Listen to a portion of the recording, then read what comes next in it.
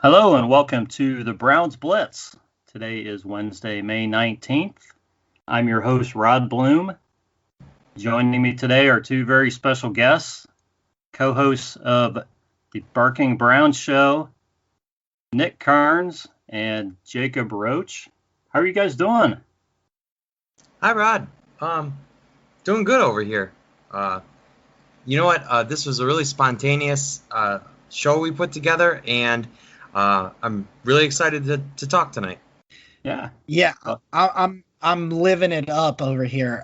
Tuesdays in a row, sitting down talking with some cool dudes about Browns football. Man, it's the dream.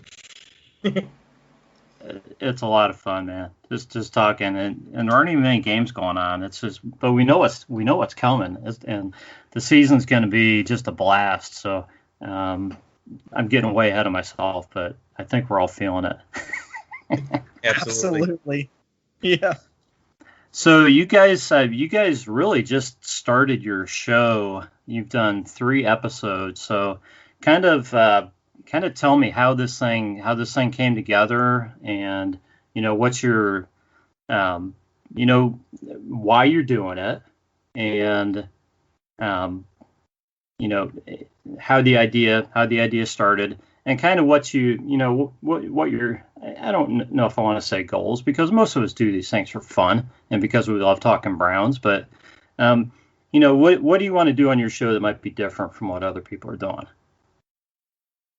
Well, so originally I had a podcast with a friend of mine, and we've been on a little bit of a hold. He's a Giants fan, I'm a Browns fan. It was kind of this weird dynamic, and Nick was actually the first guest ever on our podcast.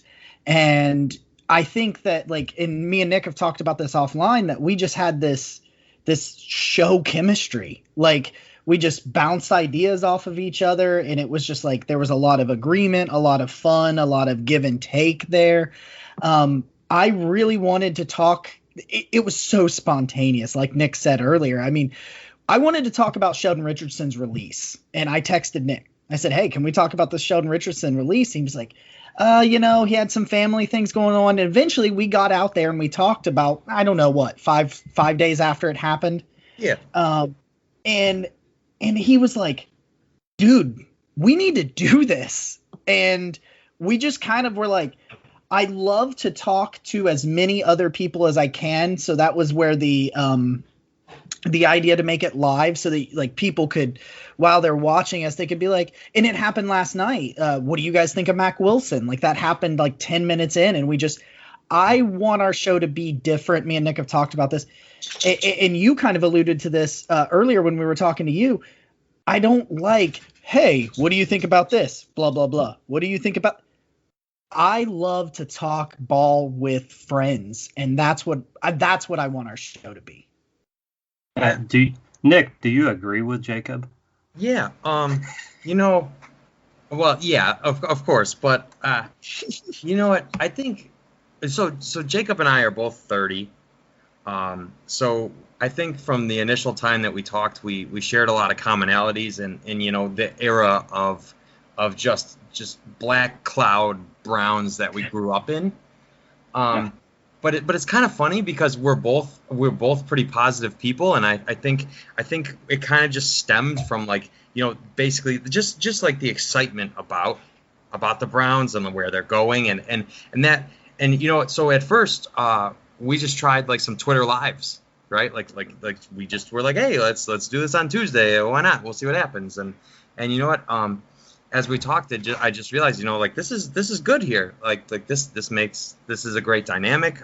We have a lot of fun. You know what? I'm really discovering too, as we're 3 episodes in, it's we finished recording, and it's dude, I can't go to bed because I'm so excited about what we've been talking about. And I definitely agree. Jacob and I have been talking, and it's you kind of find out as you go a little bit more what you're going to be, and what works for you.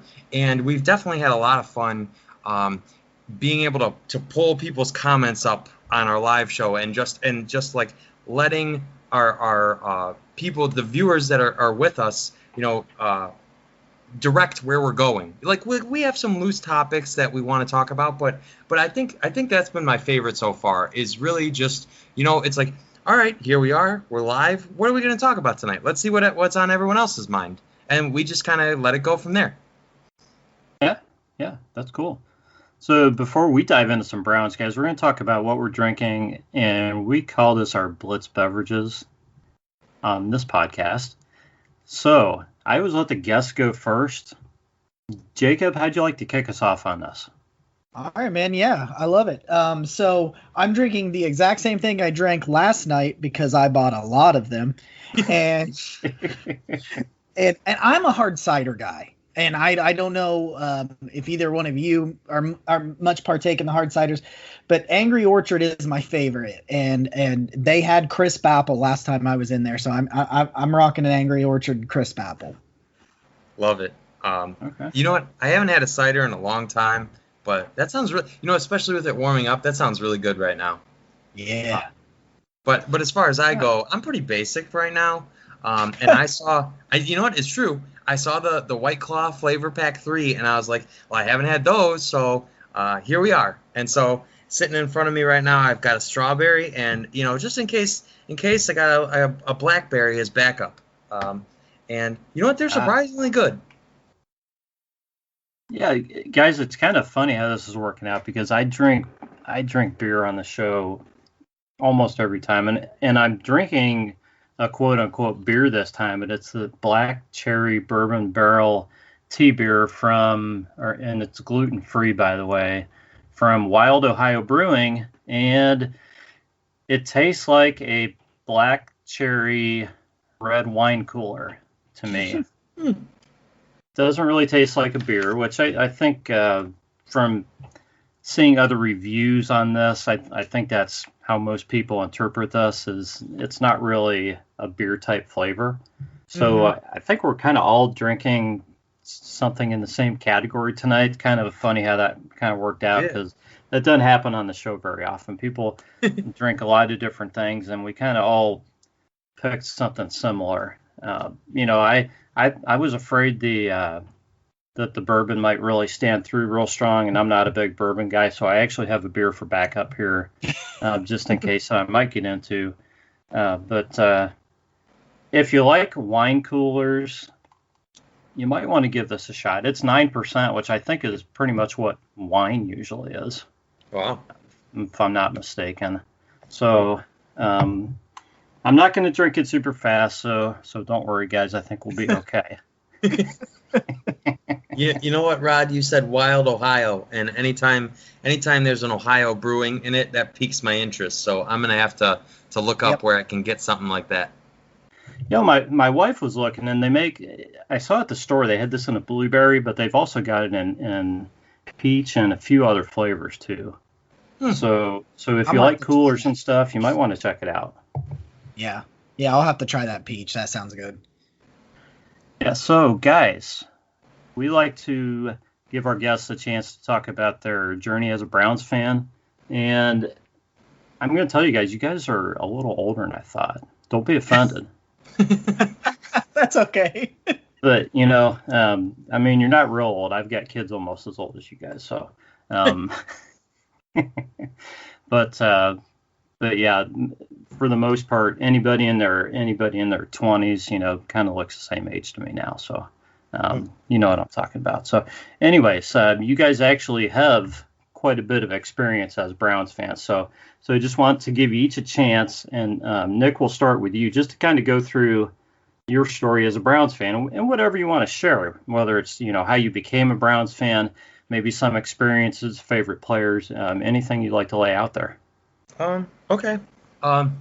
It's funny, because when the Browns came back, that's probably my earliest Browns memory is when the Browns came back, because I was 9, and I can just remember my family hosted this big party, and I didn't really even understand, I didn't understand football at the time, but I just knew that everybody I cared about at the time was excited about football, and everybody in my family is Browns fans. It runs deep like that. And and just to see, how. And you know what? I'm really thankful that I did not have to, cognizantly go through the Browns leaving, because the only thing I knew was that we had a football team and they were back and everybody was really excited about it. So it's kind of like from then on, I just especially my dad. My dad's a huge Browns fan, and he kind of passed that through me. And basically since then I've been obsessed. And I kind of referenced it a little earlier. It's kind of like, anyone who is like 30 or around there, basically came of age during probably the worst stretch of Browns football. But, I think my favorite thing about, basically about everybody, you don't have to be any certain age, but basically about everybody that's been through like the last 18-ish years is that we're all still here. Because I don't think you could say that about a lot of fan bases. I really don't. Yeah. And you know what? What sticks out to me as like my favorite thing, my favorite memory of the Browns, is that I still barely even believe that the Browns finally triumphed over Pittsburgh. I'm just, you know what? And that's talking last season. Yeah. Sorry. I should have framed that a little. But you know what? It's like I know that is my best Browns memory because I have to like go back and watch that game to like re believe that is reality. And so it's amazing and that's why I'm so excited, right? It's like I'm still riding high off my favorite Browns memory of all time. So I'm really excited about where they're going. And especially Browns Twitter's been even through the offseason, like you guys were referencing, it's like I'm posting stuff like every day and it gets interactions and likes and stuff. It's like the passion is just there. And you can feel it every day, even though it's the dead of the off season, and that's just what I love so much. Yeah. How about you, Jacob? Yeah, I really, I love though that you're like, hey, the best moment is the most recent one because you're right. Yeah. And I'll give like a totally different answer just so I can, for sake of fun, right? But. Right. If we go back, like Nick said, the Browns returned, I was 8 when they came back, and I don't remember them leaving, but I can remember my dad just, like Nick said, the excitement that the Browns were coming back. And as a child, I thought it was funny to, out of spite, be a Rams fan in 1999. Which was the greatest show on turf. It was the time to be a fan, right? They were a great team. Yeah. It was a lot of fun. A lot of fun to watch the greatest show on turf. But my real first Browns memory is Kelly Holcomb making the playoffs in 2002. Mm-hmm. And going into Pittsburgh. And what were we up? 34-7? Is that what? It was something. Yeah, it was something like that. It was something that it just, you felt really good. And I remember that's my first memory is Pittsburgh, which I guess ended up being appropriate for my fandom for the next 25 years, was Pittsburgh reaching in my chest and ripping out my heart. But the fondest memories for me growing up as a Browns fan in my teenage years was just what Josh Cribbs brought, man. That electricity. Do you remember, and now they lost this game. This was their 10-6 season, which would have been my senior year of high school, and 08. And Pittsburgh goes up 28-24, and Josh Cribbs takes the next kick back to the house. And they had to review it because he tiptoed on the sideline and he was only in bounds by an inch. Yeah. Wow. Yeah. That just the excitement of Josh Cribbs. Yeah. Yeah, our kick returner and our ace special teams guy was arguably the best player on the team. Yeah. And a left tackle. Well, yeah. Yeah. Thanks for correcting my statement. So yeah. But can you imagine, just like a side note on Joe Thomas's career that I often forget about him? His rookie year, they went 10-6. So like his intro to the league was like, "Hey, the Browns are here." Wow. And I never thought about that before. And then it was right off the cliff the next year. Yeah, definitely. I was so excited. Just a little side note, because of like because the Josh Cribbs obsession was. I mean, so I'm a Kent State grad. And when I went there, I was like, oh, Josh Cribbs went here. I like thought that was like the coolest thing in the world. Yeah. Just because he went to school right there, and then just the fans rallying to get him paid. I have no idea if that actually was what eventually got him paid, but it's like we all rallied behind paying a kick returner. Things have changed, guys. Things have changed. I mean, back then, we fell in love with a few guys on the team, and we wanted to keep those guys around. And we're talking about the 10-6 season, but that even happened afterward when the team wasn't very good. Obviously, Joe Thomas wasn't going anywhere, but every year we'd see the best players leave. God, it was agonizing. And now things are just so much different. We're gonna lose good players, but it's because we're gonna have good players left on the team. Yeah. You got people I never thought I would see the day. Do you remember the kind of ludicrous money they gave Paul Kruger for 9 sacks? Oh God. Well, he was. 9 sacks was pretty good for the Browns back then. Yes. I just mean in retro. Like, we got to keep this guy. We can't get anybody better than him. It was just a completely different mindset. And now John Johnson takes less money to come to Cleveland. Yeah, Richard Higgins takes like I don't even know what low salary, but Richard Higgins is basically playing for nothing in terms of NFL salaries. Yeah. It's amazing how a team has to progress in order for certain things to happen, for players to want to be here. And I've talked about this so many times on this podcast about the penalties and getting calls too. And I don't want to go on a big diatribe right now, but bad teams don't get calls. And when you start playing like a good team, you get the benefit of the doubt a little bit more. And once you turn the corner on some of these things, man, it's just like a snowball effect. And it just kind of feels like there's no stopping this team now. This is the first time in my life that even when the calls went against the Browns, they were good enough to overcome them.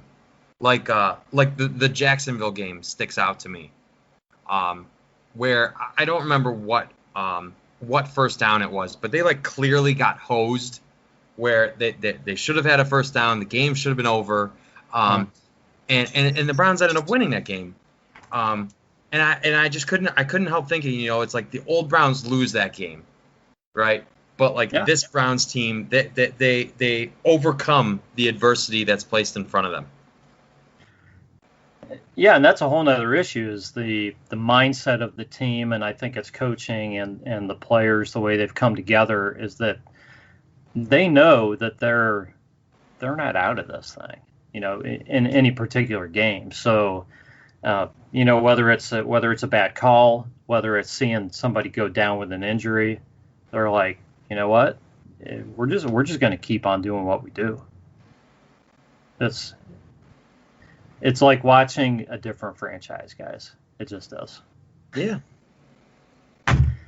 I think you mentioned how Or we talked a little bit about how the Browns have won, and they've made players want to come here and play more cheaply, play for more cheaply.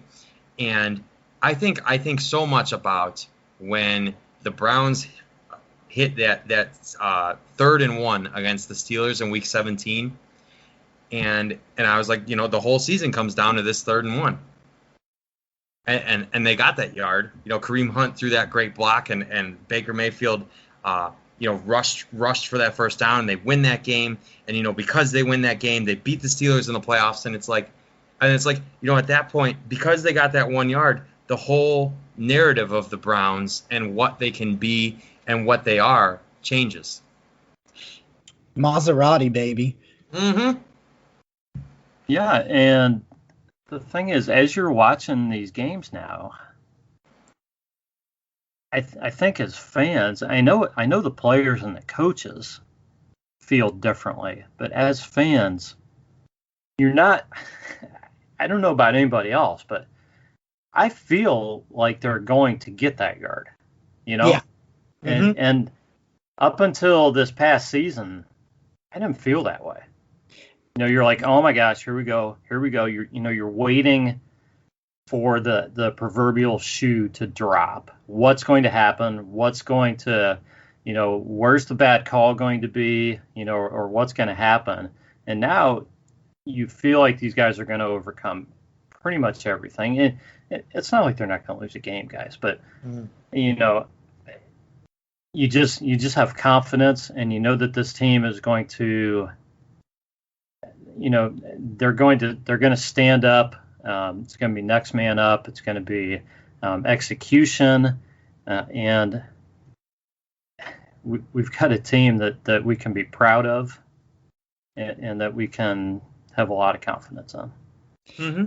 And I'll build off of you say you finally believe they can get a yard. I'll give you like a specific example.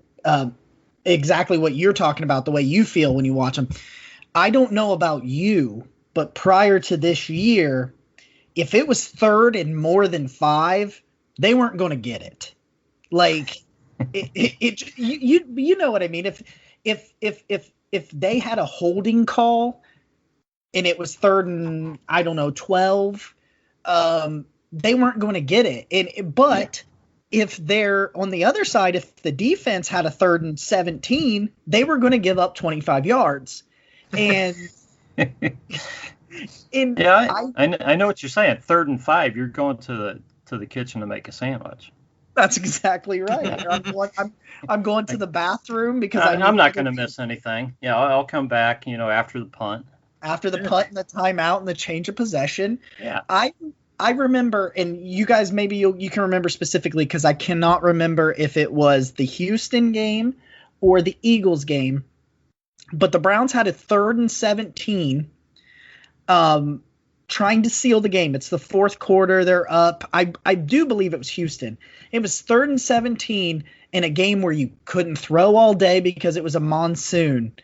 And Baker Mayfield gets licked in the chops, and he throws an 20-yard out route to Rashard Higgins, who taps his feet on the sideline. Yeah, and that was like, that doesn't happen. Yeah. And that was, to me, it was just like, if you had whatever doubts you may have had in my mind about Baker, which were very, very few at that point, to me, he was. I've watched 29 quarterbacks, and I can name them all. Not in order, but I can name them all. I don't know if we have that much time. I believe you, though. I believe you. It's a party trick. It's a party game. Yeah. I believe you. I'm sure you can. So this is a different franchise from the one we've been rooting for, and and I go back further, 99. But if we're just saying 99 and all of the losses and all of the knowing that this team wasn't going anywhere, what do you guys? If you guys could pinpoint the turning point, what do you think? What do you think it was? It certainly felt like, honestly, it was years in the making, but I will tie it into a couple of things and a couple of guys, and it was Paul DePodesta. It was kind of Jimmy Haslam getting the hell out of the way. And if you remember, in the Sashi era, Andrew Barry was the football guy in the room. Like that's what he was billed as. And I give John Dorsey credit. John Dorsey was a great scout. He's not a great team builder, but he recognized the deficiency at talent both in the locker room and on the field, and he identified people like Baker Mayfield who had the swagger to go through 4 head coaches in 3 years and still be, top 10 in my opinion down the stretch. Yeah. How many guys can do that? Oh my gosh.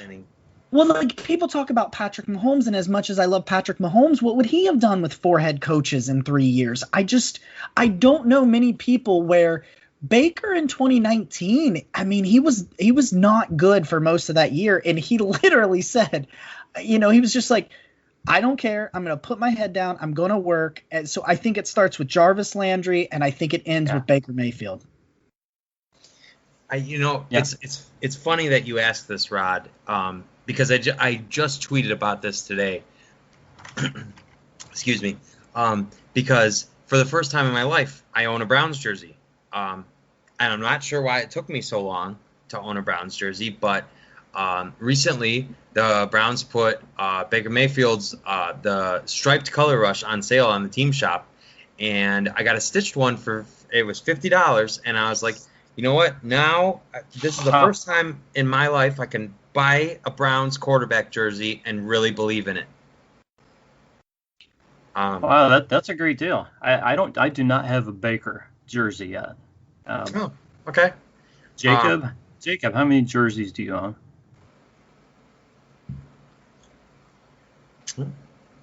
I think he lost me again. Well, we might have. Yeah. Are you there, Jacob? Okay, guys. So I actually have several jerseys. The first real jersey I got is a Joe Thomas jersey, because why wouldn't I have a Joe Thomas jersey? The second one is Myles Garrett, and then I just got a Clay Matthews jersey, number 57. Yeah. I'm a huge Clay Matthews guy, and I've been a big proponent of him in the Hall of Fame. So, and I also just bought a couple of autographed jerseys from a friend.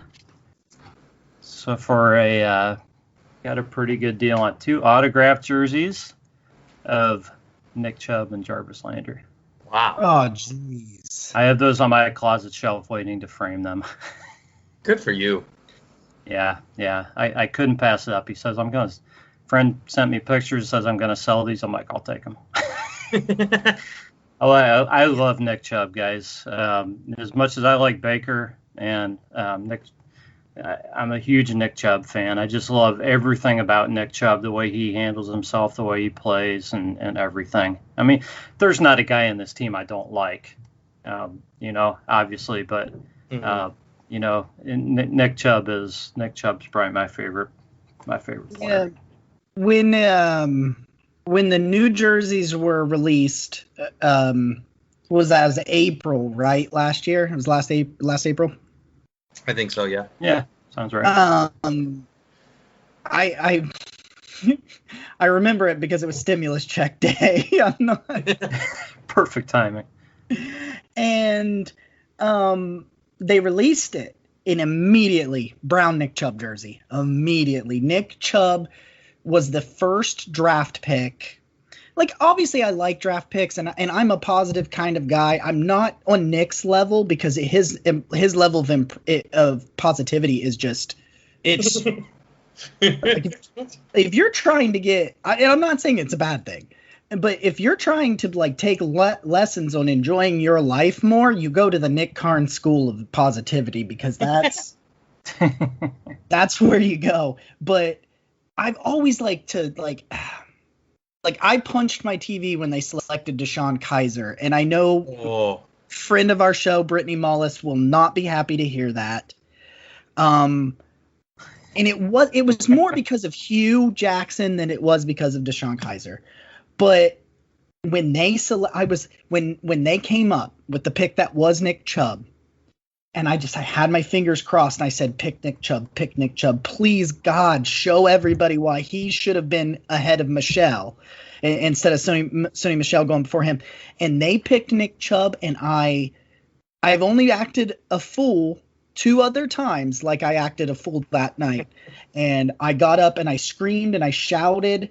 There was a noise complaint filed.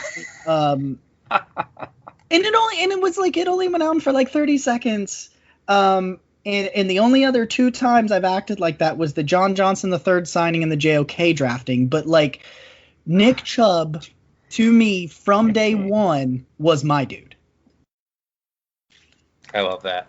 Yeah, I'm gonna tell you guys, I wasn't sure about the Nick Chubb pick when it happened because I knew about his injury and everything. I'm thinking, I didn't know for sure, but when I think it was probably on Building the Browns when he was in the airport, picking up his luggage, and somebody said, "Oh, you're a player," and he said, and they were asking him his name. He said, "I'm Nick," and he was just very casual, laid back. That's when I really just started to like him. And then seeing his interviews and his press conference, I'm like, man, this guy's the real deal. Before he ever took, a handoff in a Browns uniform, I'm like, I really, really like this guy. I just want to say, one of my favorite things to say about Nick Chubb is that there were 3 running backs selected before him in his draft class, and there are not 3 running backs better in the NFL right now than Nick Chubb, and I will die on that hill. No, there's nobody in the NFL I would take over Nick Chubb. So, some of my friends try to argue with me that Nick Chubb's not the receiving threat that Alvin Kamara is or Christian McCaffrey is or whatever, and I'm like, you look at these running backs and you look at how the Browns won games, and when the Browns were sealing, I could think of multiple victories the Browns sealed because of Nick Chubb. Jacksonville comes to mind. Houston comes to mind. It was selfless, giving up his own touchdown to seal the Browns' victory against Houston. And most importantly, the one of my favorite things to say about Nick Chubb, additionally, because I guess we're a big Nick Chubb think tank here on the show today. We're just a fan club, man. Yes. Yeah. Nick Chubb had the longest play from scrimmage against the Steelers in Week 17 and in the playoff game. The longest Browns play from scrimmage. And he was the difference, one of the major differences in both of those games. And to me, that says everything about Nick Chubb that I need to know. I often think that when I love the way you did it, like what you did with Nick Chubb, one of my favorite things to do is talking about trying to replace a player when I'm trying to make my case for why he is where I think he is. And I'll give you a game right now that is different. I'm not saying the Browns win it. I think they would. If Nick Chubb plays against the Vegas Raiders, do you think they only score 6 points? No. God. Don't be ridiculous. But you exactly. No, you're 100% right. But that's exactly my point. And does Alvin Kamara or Christian McCaffrey run out at the 1 yard line against the Texans? Probably not. I like those. No. I like those dudes a lot, but yeah, that's just they're not Nick Chubb. Nick Chubb. I'd love to bring something up real quick. Todd Gurley was presented with a similar. Now he knew he messed up when he did it, but Todd Gurley for the Falcons when they were playing the Lions last year accidentally crosses the goal line and the Falcons score, and they were in a situation where the Lions had time left because he scores, and they drove right down the field and won the game as the clock expired because Todd Gurley scored. Yeah. And then you look at Nick Chubb being selfless. Todd Gurley's face when he knew he was doing it. Yeah. Yeah. So guys, there's a lot to talk about, at least with me, Nick Chubb and his contract. So I love the whole thing of, well, running backs aren't valued, and and you can't win with paying a running back. Well, I think we know Nick Chubb is not a running back. He is like the running back. Okay. So I believe something's going to happen. I think Nick Chubb is a team guy, first of all. So I think he'll come to terms on a deal with the Browns. But what are your thoughts on this whole thing? Because man, the Browns are not the same without Nick Chubb, and you cannot just sign another running back. No, you can't. You know what? Jacob and I were having this discussion yesterday on the show, and he brought up something really interesting to me that, so Andrew Berry said that the draft is for future building. And with the last pick the Browns used, they take Demetric Felton, who lines up far more closely to Kareem Hunt than he does to Nick Chubb. Oh, and and so what Jacob was saying yesterday, and I don't want to steal your point from you, but it was just good. It was like, Kareem Hunt. Kareem Hunt may. I'm not sure what the future holds, but what Kareem Hunt makes right now, say Demetric Felton replaces him, and I would be sad to see Kareem Hunt go too. But I'm just saying, if Demetric Felton on his rookie deal replaces Kareem Hunt, you could realistically justify taking what Kareem Hunt is making right now and building it into a new deal for Nick Chubb. I'll piggyback off of that real quick, because I said a very similar thing about the when people were talking about cutting OV before this year, when they were, as they were getting ready to, this was before Miles' extension was announced. And I said, well, you had Miles last year, and this year is his fifth year option year. So you had 2 years before his new money was going to kick in, and you had a $15 million cap hit in OV. So you said, hey, we're going to roll that $15 million in to Miles' deal as though we had extended him, and then really we're only paying $10 million in new money. Well, Kareem Hunt's cap hit, because Kareem Hunt's under contract next year, and his cap hit is 6.8. I think somebody could probably correct me better on that. It's 6.5, 7 million, somewhere around there. If you realize that, if you think about it and you say, hey, we've got this situation, which actually, for the record, a franchise tag for running back isn't even $10 million cap hit, but there's that as well. But if you roll $7 million, that $7 million that you're already going to give, and then you take, $10 million more, you can give Nick 17 next year in a situation where really you're only losing $10 million in new money. And I don't want to go off on too much of a tangent here, but we're doing deep dives on all of the players the Browns drafted plus Marvin Wilson over on our show, one a week. And next week is Demetric Felton. So I watched more tape on Demetric Felton today than I had previously. And guys, he runs like Kareem Hunt. He's smaller. He's 183 pounds. So he's kind of got a wide receiver body.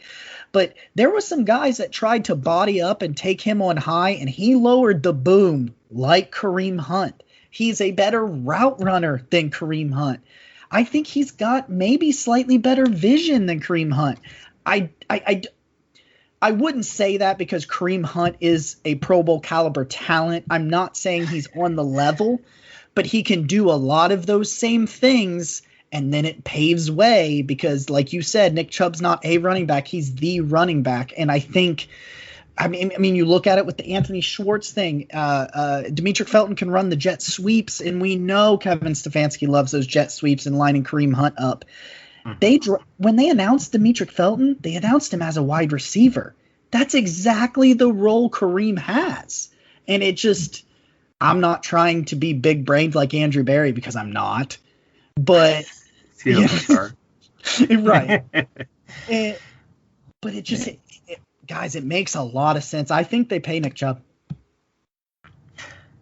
I think they're going to pay him. I struggle a little bit with the Kareem Hunt thing, guys. I mean, Kareem really wants to be in Cleveland. Kareem is a former, we all know he's a former rushing champ. He's yeah. I mean, he's definitely got a skill set that few guys in the NFL have. And I'm not taking anything away from Demetric Felton, but he doesn't have a snap in the NFL yet. So yes. I mean, it's a big jump to think about swapping those two guys until we see what he can do, until we see what Felton can do. Mm-hmm. I guess see what happens with him. I don't think it would happen this year. Let me preface that. I in no way do I think that happens this year. I think Demetric Felton is a kick returner this year. Yeah. No, I think it's more. I think it's more what whose spot is Felton looking to take, and this is probably a good discussion. Is he? Is he fighting with Dearness Johnson? Is he fighting with, one of the wide receivers? Possibly Daryl Hodge. Yeah, Daryl Hodge. It's hard to see, but I saw that right away. The fact that they announced him as a wide receiver, and I looked at him, I'm like, man, he lines up as a running back. He had more rushing yards, I think, than he did receiving yards in college. He had 35 carries against Arizona State this year. Wow. Yeah, so I'm thinking, okay, he's definitely, a gadget guy, and he's valuable because he can do so many things. And I'm sure you've watched way more film on him than I have. But I haven't studied him that well, but just knowing the kind of guy he is, I'm really curious to see where they think he fits in, because the composition of this roster to me is kind of up in the air because of now they have the pieces on the defense that they want. Mm-hmm. How are they going to compose the defense? And the offense, it's kind of the same thing. This offense doesn't need 6 wide receivers. No. They want more tight ends. They're going to run the ball a lot. I guess that's probably a good thing to kind of try to figure out is composition. One of the things is safeties versus linebackers. How many they're going to carry. They may carry a lot more. They may carry more defensive linemen and safeties, and there may be less linebackers on this team than what people. Or I'll say than what there normally would be, because I think people know that that's probably going to happen. Yeah. Interesting tidbit. A friend of mine today was telling me that the Browns listed Curtis Weaver as an outside linebacker, which is super interesting to me, and another wrinkle in the large. I mean, if that's what they think of him, I mean, they have so many linebackers right now. Well, I mean, Curtis Weaver, if he makes a team, it's going to be as an edge rusher. That's what I thought too. I just so that struck me as super strange that they would list him that way. I didn't personally see them do that, but that's what I was told, and I was assuming that he was going to be, like you said, an edge rusher. But because there's so many battles right now, especially between defensive line and linebacker, as far as making the team. It's crazy how much depth Andrew Berry's been able to build in such a short time. I agree. What do you guys think about defensive line? God, they got 20 defensive tackles on their roster now? I think it's 24. 24? Yeah. I mean, and I don't know about you guys. I do not have all these guys memorized. I'm looking at the roster, and Damian Square. I thought he was a defensive tackle. They've got him listed as a defensive end. Really?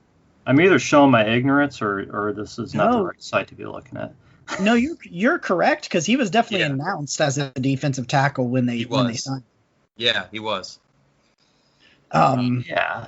So, I mean, let's talk defensive end. I mean, you got Miles and Tack McKinley and Jadeveon. And Jadeveon. Those guys are.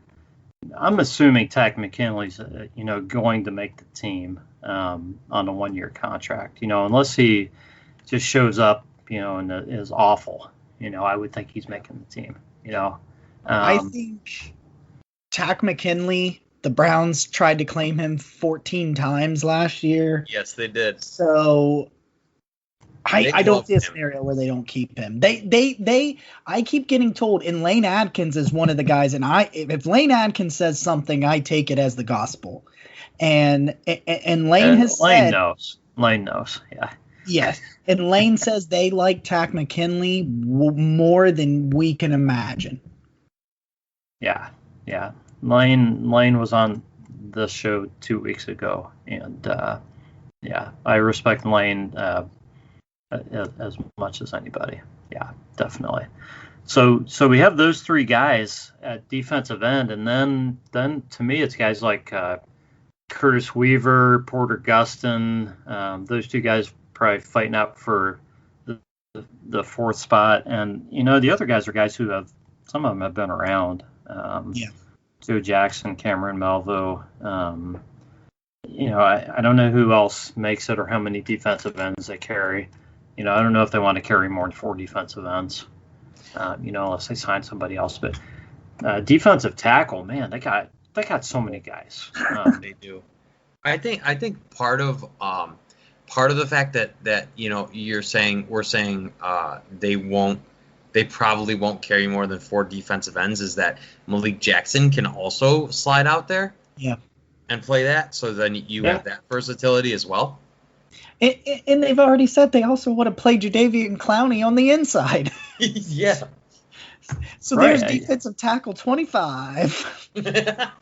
Guys, how excited are you going to be? And I've said this before, so it's probably boring for people. But when you see that Miles, Jadeveon, and Tack McKinley are all out there on either a 4 or 5 man front. Well, I said this yesterday. Nick can attest to this. I thought to myself, especially I'll give you a scenario. Me and Nick are trying to be at the Chicago Bears Week 3 game. That's the plan. Yeah. Could you imagine? And I love Justin Fields. I'm an Ohio State guy. But could you imagine if you're Justin Fields, you walk up under center, you look up to your left, Myles Garrett, Jadeveon Clowney, Malik Jackson, Tack McKinley. Yes. Yeah. And it's 3rd and 14. What the hell are you going to do? Yeah. And that, what, by far you can't double and triple all those guys. No. That's the biggest difference to me. Because when you look at the Browns' 2 playoff games, right? The snap going over Ben's head was hugely beneficial to them, because Olivier Vernon was one of, if he wasn't the hottest defensive end in the NFL over the second half of the season, he was right up there with anybody, right? I think he had 8 sacks and 9 sacks in 8 games, something like that. I think it was 8.5. It's okay. So they lose him, right? And Myles Garrett's still recovering from COVID. And they really, for the majority of the Steelers game and basically all the Chiefs game, they did not breathe on Ben Roethlisberger or Patrick Mahomes. And so thankfully, Ben just gave the ball away like it was a charity or something. Hot potato, man. I don't want it. Yeah. He was doing his. He thought it was Halloween, and he was doing he was doing his Oprah. You get an interception. You get an interception. You get an interception. So, but that's my point though, is that you look at how Tampa Bay won the Super Bowl. You must, like, if the Browns are going to get beyond the divisional round and really challenge for a Super Bowl, you must pressure the quarterback. And they did not do that in either playoff game. So I think we're seeing, Andrew Berry knows that, and we are bringing pressure with us this year. I agree with you. So guys, linebacker. Oh, I don't know how many linebackers are going to carry, but who do you guys think is going to make the team? And I mean, we got so much time and so many things to figure out here. So this is way too early to really be talking about it. So it's just kind of fun time. But obviously, Jacob Phillips has to be back, and they're gonna keep Anthony Walker and let's see, Tony Fields is going to make the team. I think so. Yeah. According to the site I'm looking at, Jadeveon Clowney will make the team as a linebacker. He's playing like 12 positions this year, man. Yeah, just play everywhere. What do you guys think about Mac Wilson, Sione Takitaki, and some of the other guys? I would say, and I'm not Browns. I don't want to step on the Mac Wilson train too much because Browns Twitter was incredibly toxic with Mac Wilson takes today. Yeah. Yes, they were. Well, they have been a lot. They've been rough on him, but I mean, Mac puts himself out there, so. Yes. And, yeah. I said last night that if you asked me today that I don't think Mac Wilson makes the roster. I think if you're asking me right now, see, JOK is very, very interesting because I don't know if he takes a linebacker roster slot or a safety roster slot because he's going to play both. Mm-hmm. But I don't know, like you said, like, hey, how many linebackers are they going to carry? I'm not sure if he falls into one, so I'm going to kind of push him off to the sides. Tony Fields will make the team because of special teams, and I think eventually Tony Fields will take the Malcolm Smith role. Could be next season. I think he's going to be. I think he's going to be a player. Yeah. Well, it was your show when Lane was on your show and he talked about Tony Fields. If Lane says it, yes, it will be. Yeah. Yes, and he kept telling you guys about Tony Fields and our first. And instead of doing it in order of like last picked to first, the first guy I wanted to break down on our show was Tony Fields last week. Yeah.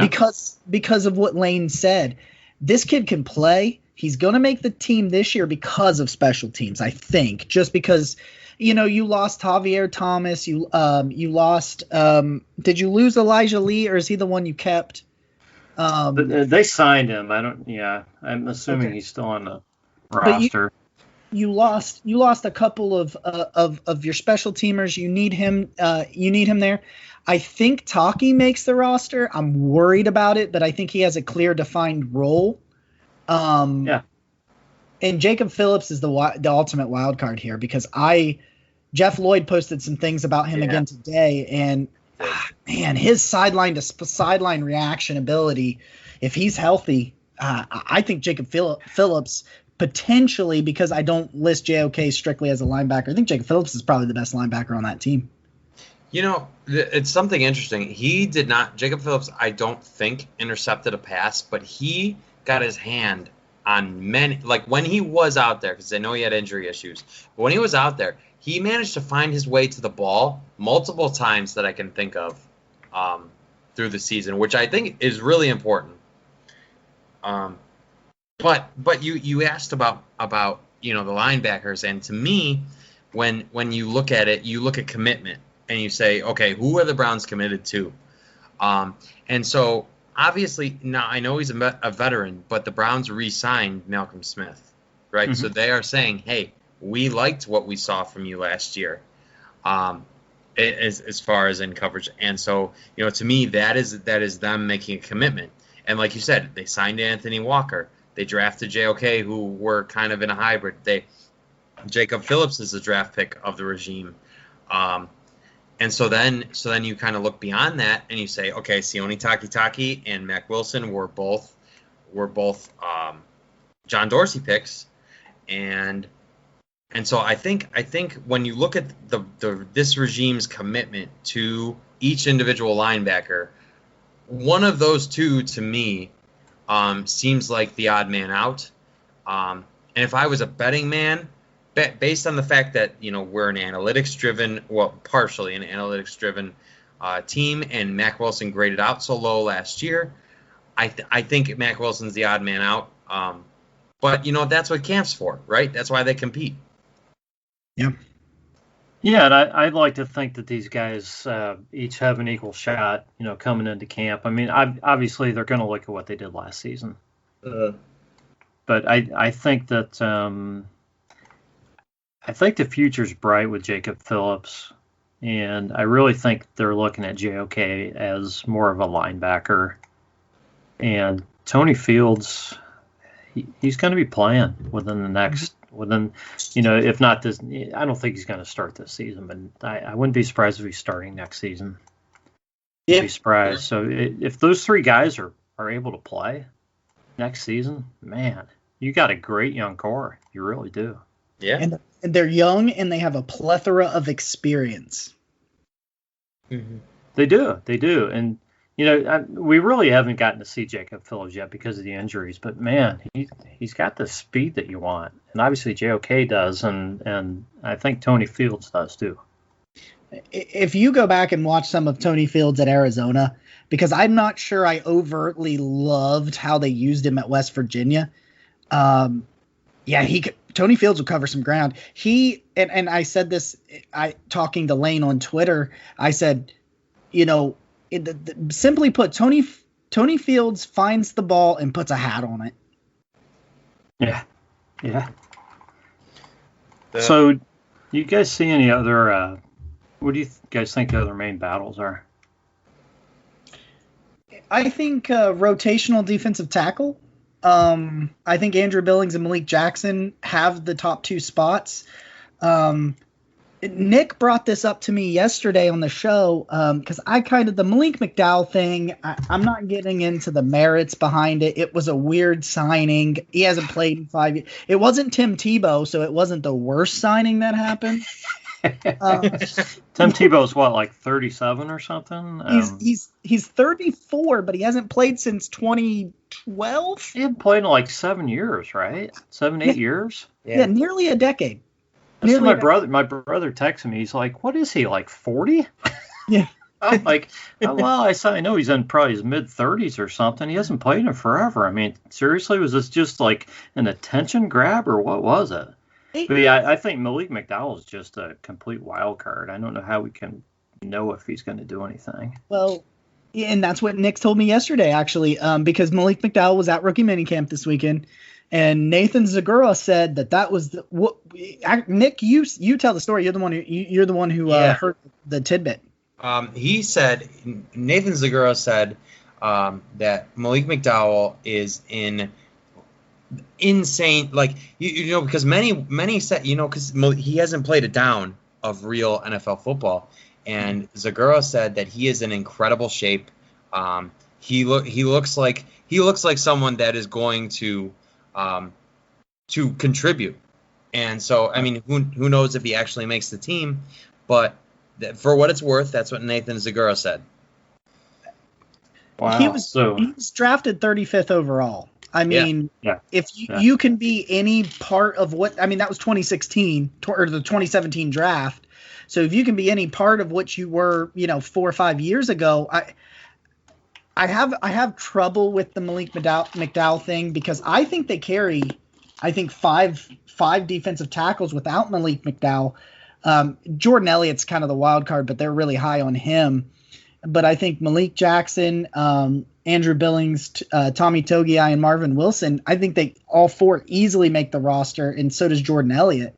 So I don't know what happens with Malik McDowell, but he was drafted 35th. That's what I keep coming back to. Like, Andrew Berry loves his guys that were high draft picks that did not work out at other teams. Tack McKinley, Kevin Johnson, Carl Joseph. I mean, we can go. Right. The Malik McDowell.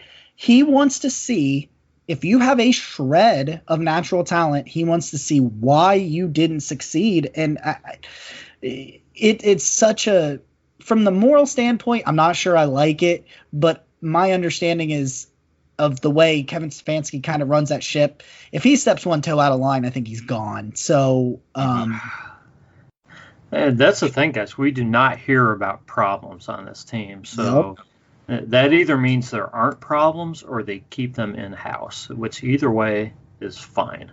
Yep. Yeah. That's fine. And, the thing about these DTs, none of these guys are making the practice squad. They're not making it to the practice squad. So they got tough decisions. Rod, you asked about battles, and I would love to talk about the other side of the ball. Oh, okay. Because okay, so we know that primarily the Browns want to run 2 tight end sets, right? So that most likely is going to leave you with 2 wide receivers. So, I mean, obviously Odell and Jarvis are going to be there. But then behind them, you've got Rashard Higgins, who's contributed significantly. You've got Donovan Peoples-Jones, who showed quite a bit of potential. Then you've got Anthony Schwartz, who they just drafted. And, Hodge is there too. But between those 3 players, all offer something different, right? Like Donovan Peoples-Jones is bigger. And has a lot of straight lines, and he showed chemistry with Baker. Anthony Schwartz can be used in gadget ways. He had a bunch of rushing touchdowns in college. And then Rashard Higgins he's more similar to Jarvis Landry, but it's like all Rashard Higgins does when he's on the field is produce. So I wonder, and so I'm not saying any of them are in danger of not making the team, but what my biggest wonder is who behind Jarvis and Odell is the receiver that gets the most playing time. That might be an easier question than trying to figure out who does not make the team. I think because you're right. I mean, geez, Higgins, Peoples-Jones, Hodge, and Schwartz. And Schwartz. How do you let any of those guys go? Hodge, the only one I could accept is Hodge, and I love Hodge a lot. I mean, he's been money when he's been in the game catching the ball, which isn't a ton. But he was really good last season, really dependable when they needed him, and he kicks ass on special teams. Mm-hmm. He feels like if Kadero Hodge catches a pass, it's a first down. Like, it's always seems to be a first down. Mm-hmm. So back to Nick's question, the number 3 guy. I don't know how it's not Higgins. It has to be. Yeah, I think it has to be. It has to be Higgins, but I think you're going to see. I mean, Schwartz is going to have his packages, man. You're going to see Schwartz out there quite a bit. I mean, I would think Schwartz is going to get his 10 plays a game, at least just because of his speed, even if it's just as a decoy.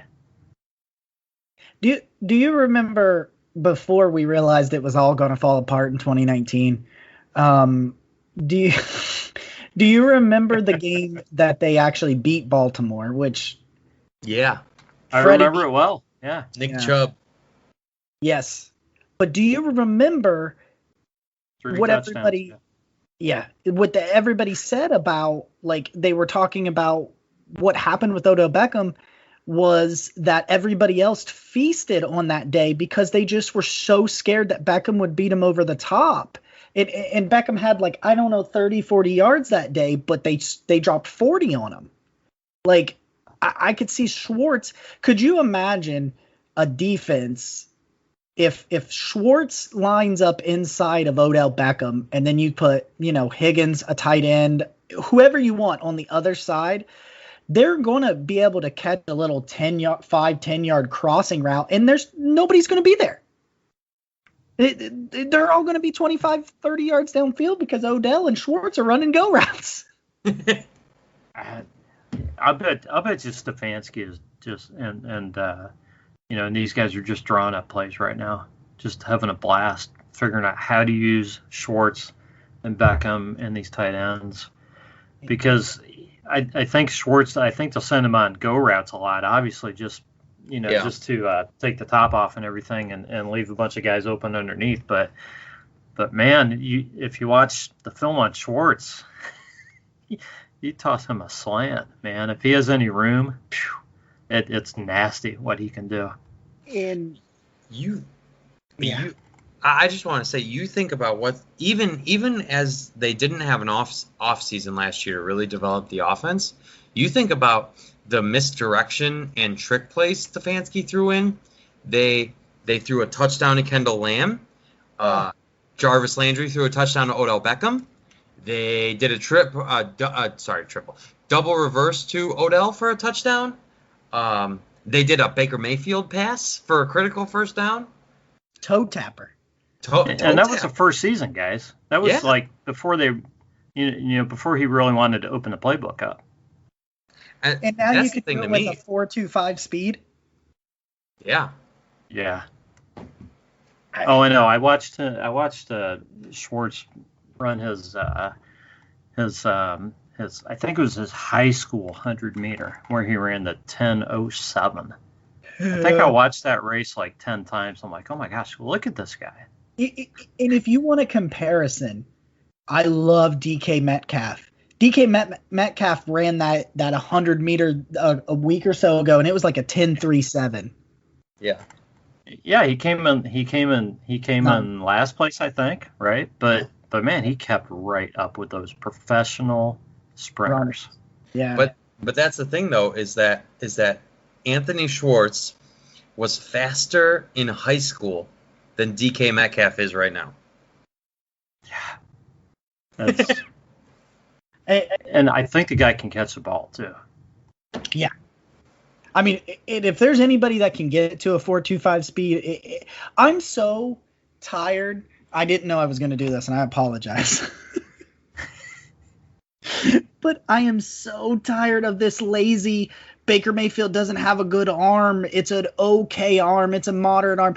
Who's saying that? I need names, Jacob. I need names of who's saying Baker doesn't have a good arm. It's Colin Cowherd. Are you kidding me? Okay, I muted him like 3 years ago. So did I. Okay, I haven't heard a word he said in 3 years. His number one thing is the Browns have an amazing roster, but Baker Mayfield. It comes back to that. This is why I have him muted. Yeah. Yeah, but what happens is people take clips of his show, because I have him blocked, and people take clips of his show because they want to get mad at him, and they post it, and I'm like, hey, guys, don't do that. You're getting him views. You're helping him. Yeah. Yeah. Baker threw it. He was at his own 30-yard line, 35-yard line, and he threw it through the back of the end zone against Baltimore before half. Baker has an incredible arm. I don't know who has the best arm in the NFL. Probably Mahomes and Josh Allen, but Baker's is not far behind any of those guys.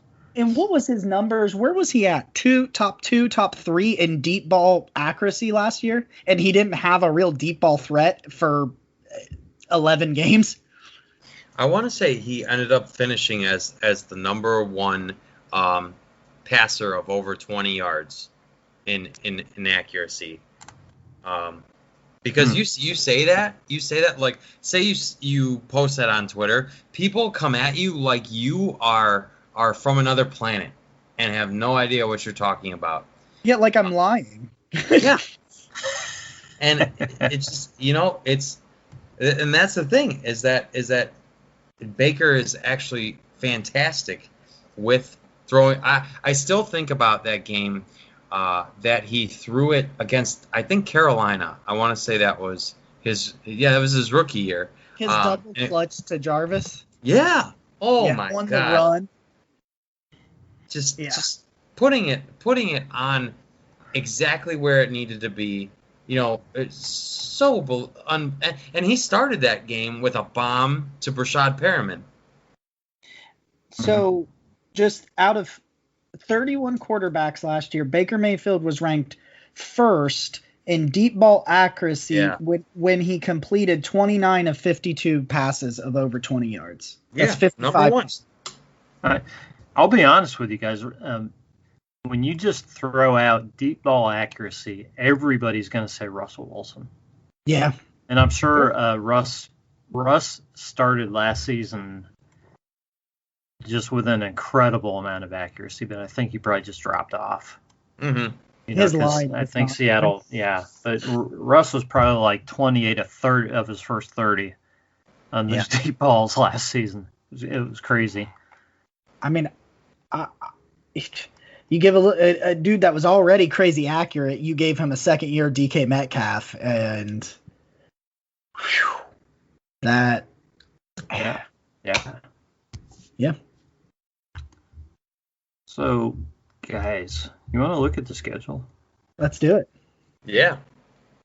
I mean, it's kind of weird, 17 games. But the Browns have 9 home games, right? Mm-hmm. Yes, they do. So I'll let you guys take over. I mean, what stands out and what are you most excited about and what? I'd like to say one thing, and I found myself alone on this hill, or mostly alone on this hill. But I told Jacob this last night. I would much rather give the reigning coach of the year 4 months to prepare for the best opponent on the schedule than I would 1 week between games.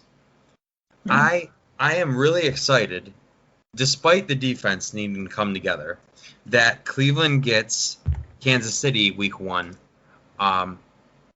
more than anyone else because you're giving a guy who is proven to be a great coach the most time he can possibly have all season to prepare for his best opponent. It's no secret that the AFC runs through Kansas City. They've been in the Super Bowl the last 2 years.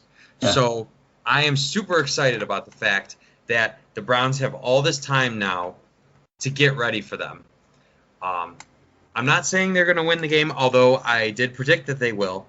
But I think this gives them their best chance to beat Kansas City in the regular season by playing them week 1.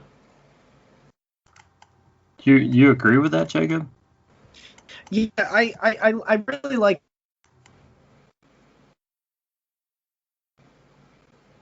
You might have lost him. Yeah, you're going in and out a little bit. Let me give my thoughts, and we'll go back to you on this. Yeah, I got to tell you, Nick, I kind of see this as kind of an even game because obviously Stefanski won Coach of the Year, but that's because of how the Browns did, and I'm not saying he didn't deserve it. He absolutely deserved Coach of the Year. But Andy Reid is one of the best coaches in the league too, and he wins week 1 almost all the time. Mm-hmm. I think his last however many years, I don't know if it's 5, 6, 7 years. But I would rather be playing the Chiefs probably week 1 than once they get rolling, and they've got a lot of new guys on the offensive line. Maybe I would rather put our defensive line up against our offensive line week 1 than week 6 or 8. Mm-hmm. Before they learn to play as a unit. I think that helps the Browns. Playing on the road is kind of a little bit, obviously in KC's favor. But yeah, I like that the Browns have time to get ready, but KC's got time to get ready too.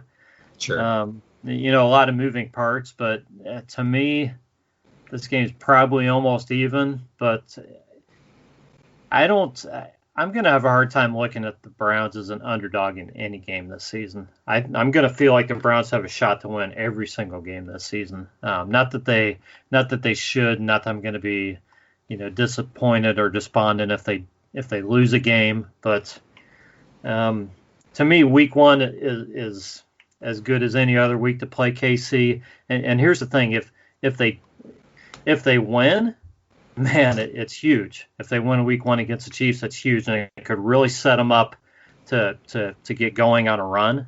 Mm-hmm. You know, if you look at the next few games, if they lose, they were at KC.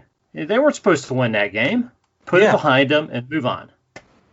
I agree. I like what you're thinking, because you know now the schedule is even longer, right?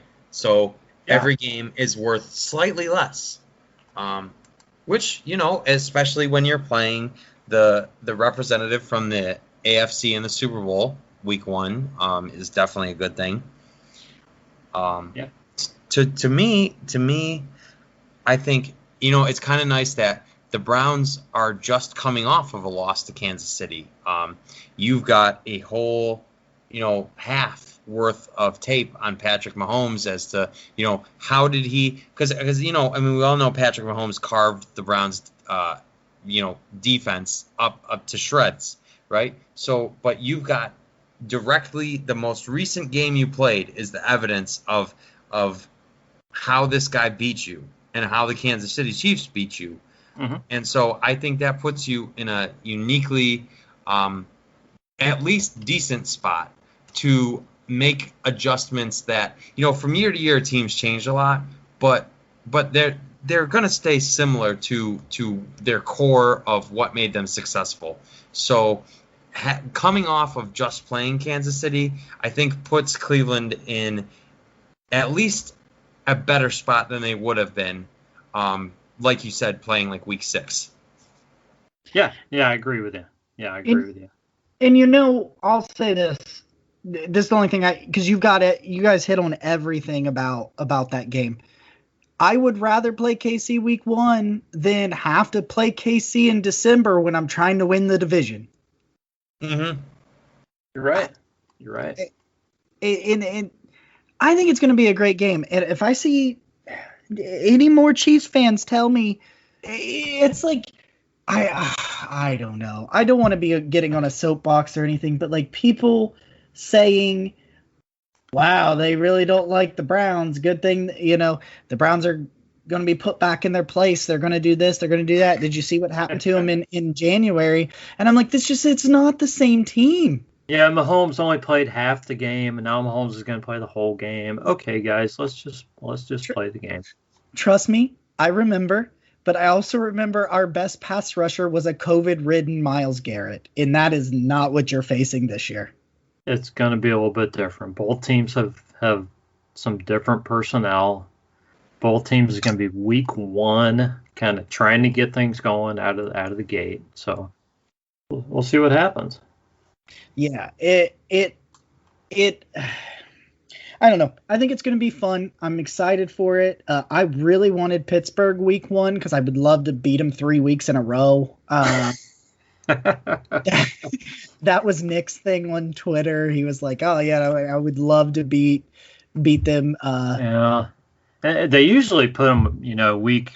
Well, actually, I was going to say week 16. They do have them, or 17. They do have them week 17. But then they got the Bengals the last week of the season. Yeah.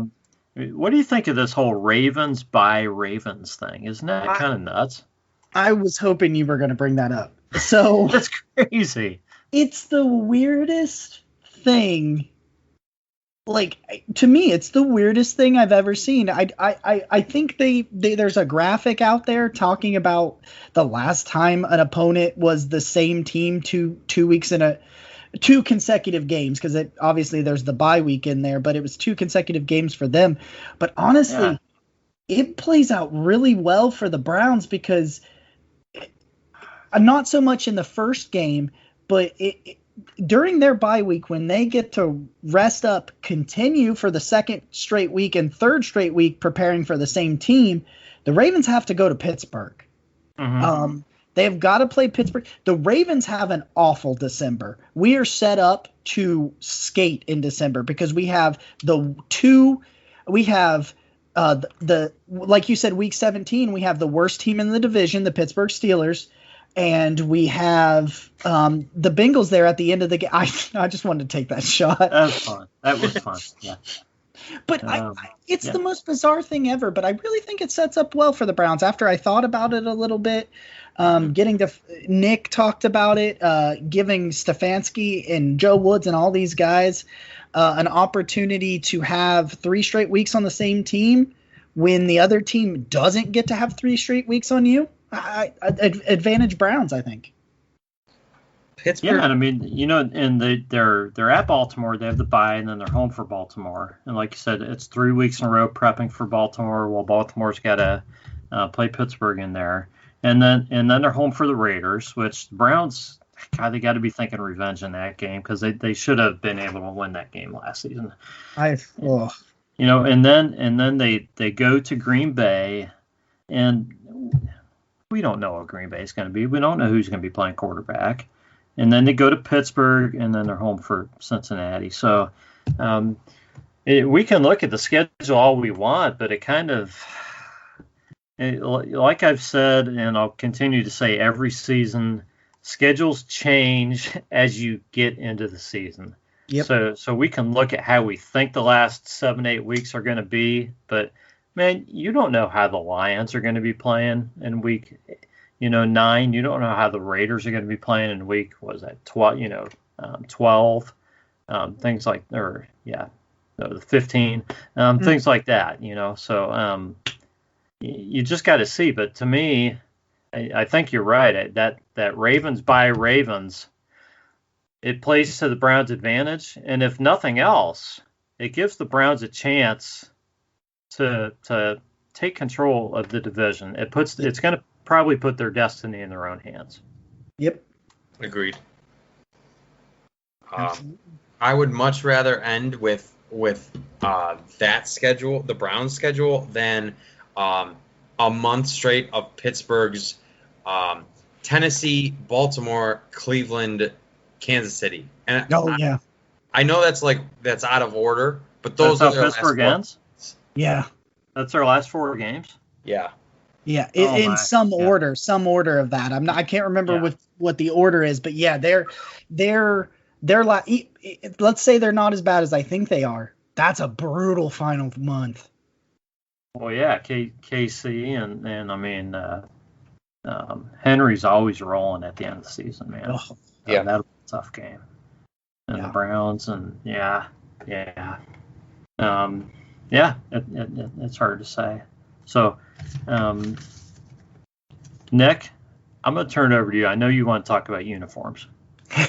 Rod, it's all yours. You know what? I appreciate that because I know I may be a man on an island here, and you know what? That's okay. The Browns play Pittsburgh on Halloween this year, and it's at home. And so last year when we played Cincinnati, this regime showed us, that they are interested in fun. They kept the orange pants a secret, and they broke them out for that game, and it was great.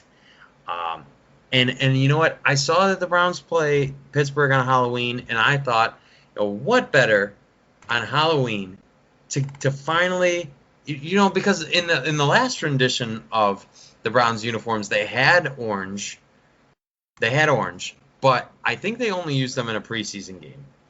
So I am a fan. And you know what? Because they've changed the color rush, what better time than to reveal the secret orange uniforms than on Halloween against Pittsburgh?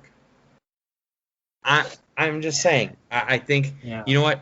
If it's a complete failure, like some people think, because everybody's got an opinion on an orange uniform, you cannot post something on Twitter about orange color rush, like all orange, without everyone and their mom coming out of the woodwork to weigh in. Nobody's in the middle. Everyone's either loves it or hates it. I'm telling you. So you know what? If it's a flop, then you can just chalk it up as a Halloween experiment. And if it's great, maybe you could use it once a year. I would love them to at least try, because nobody else utilizes orange nearly enough in the NFL. And so it would be something unique for the Browns, and it's festive. So why not give it a shot? Yeah, have you given your thoughts on this yet, Jacob? Yeah, I think he doesn't want me to speak on it last night, because last night he called me out today on Twitter. This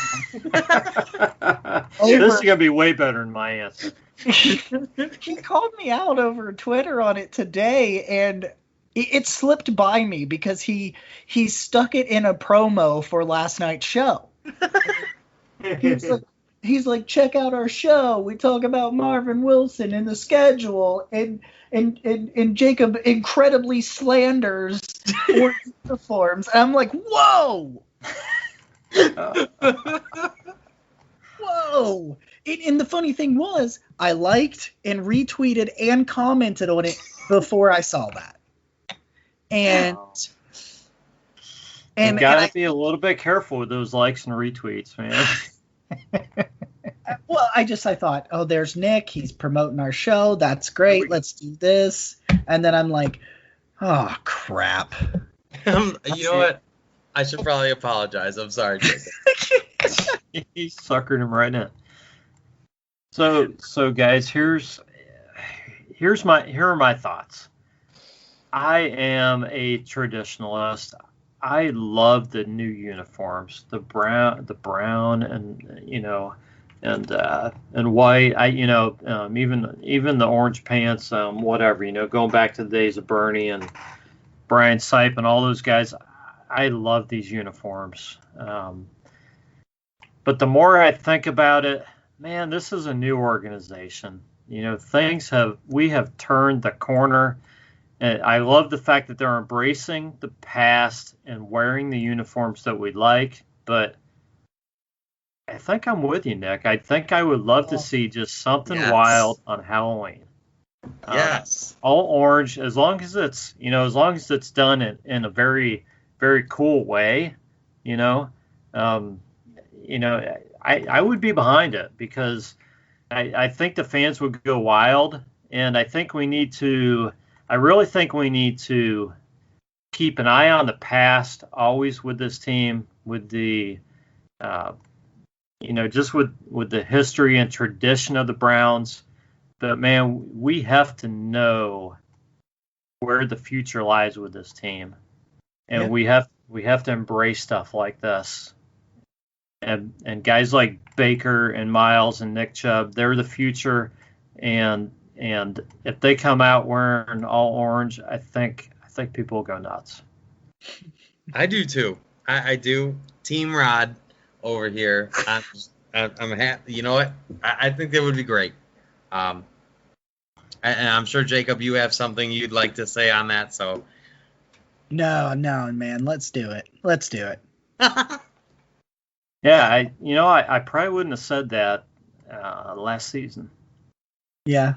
I probably wouldn't have, because I was so excited when the new uniforms came out. I'm like, yes, this is what these guys should have been wearing the whole time.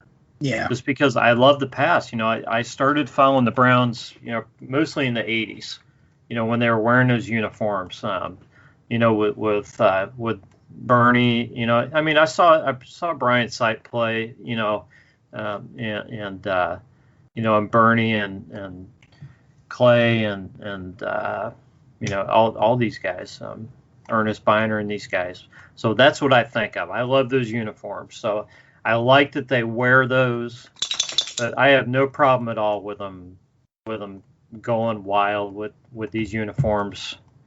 Like you said, once a season, a few times a season, whatever, just to kind of do something. And I think Halloween would be just a perfect time for this. Yeah. And like I said, shout out.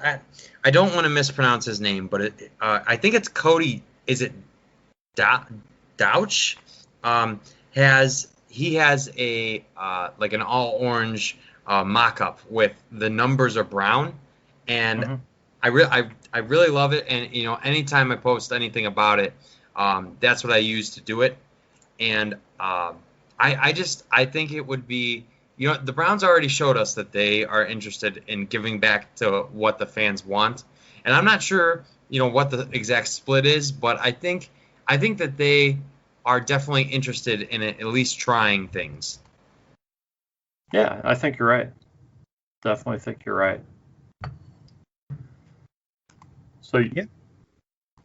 Do you guys have anything else you want to cover?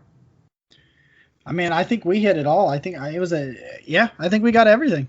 I'm pretty sure we did. We've been rolling a long time, guys. Oh yeah, just flies. Having a good time. It's been a lot of fun. I want to give you guys each a chance to kind of close out with any words you want to leave everybody with. So Jacob, I'm going to let you go first. Yeah, guys. Big thanks to you, Rod. I've never in my entire fandom ever been asked to be a guest on any show until you asked me to be a guest on here, and I had a little bit of a surreal. It's been a surreal last couple of weeks for me because Brown's Twitter has really started to embrace me. Lane Adkins follows me on Twitter. I called my dad and my wife to tell them about that.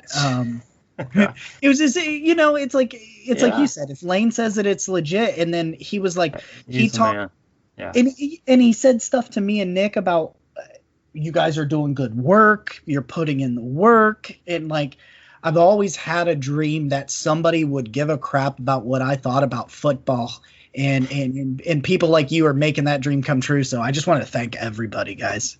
You guys are awesome. Absolutely. I love that, Jacob. Yeah. So Nick, I'm going to give you a shot. What would you like to close with? So Rod, I am a longtime fan of yours and your legendary beer fridge. If you guys didn't live so far away, you guys are both in Cleveland, right? I'm in Athens. You're in Athens? Yeah. Oh, I didn't know that. Yeah. Wow. My one of my kids is going to be going to med school at OU in the fall. Oh, okay. They just built a beautiful new med school down here. Yeah, he and my wife got a tour of it just last weekend or weekend before. Last weekend, I think. He's excited. No, you know what? I've never been to Athens. I've always wanted to go. So sooner or later, Jacob, as long as I'm not cast out for saying your opinion on the orange jerseys, that would be quite a fun trip, I think. Absolutely. Yeah. But I just want to say, Rod, I'm a longtime fan of you on Twitter. I think you're a tremendous member of the community. And so, when this came together, when you asked us, that meant a lot to me because, having been a part of it for a while now, it's like you come up and you start, you really start to idolize certain people. And Rod, I think you were one of them because, of the way that you carry yourself and just the interactions that we've had. We've always had good conversations. So I was really excited, to be a part of this. And so I so appreciate the opportunity, and for you to say, let's collaborate, in my podcast with your and Jacob's show. I love that. It's just a further reference of you supporting other members of Brown's Twitter, and so that to me just makes it really special. So I'm thankful to have been able to do this with you. And that we could do this with you and talk about our show a little bit. So thank you for that opportunity.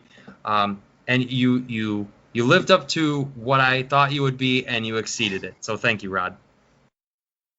Well, thanks, Nick and Jacob. I appreciate both of you guys, and it's been a lot of fun talking to you, and I appreciate the kind words. We've talked a lot about just being real on Twitter, and I think you guys both do that, and it's an example that I've tried to set for a long time, and you guys are living up to it, and it's been good finally getting to talk to you guys and get to know you a little bit. I wish you nothing but the best with the new show, and maybe we can do this again sometime. Absolutely. I would love that. This has been the Browns Blitz. We will catch you next time.